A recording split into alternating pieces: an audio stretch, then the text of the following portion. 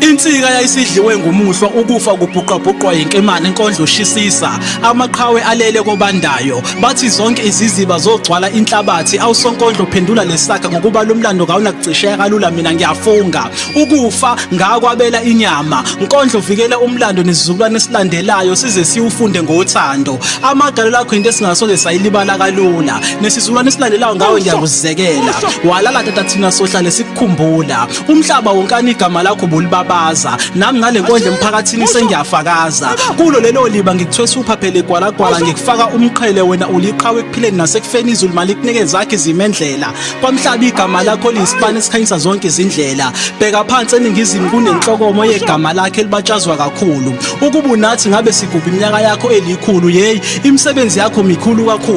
kakhulu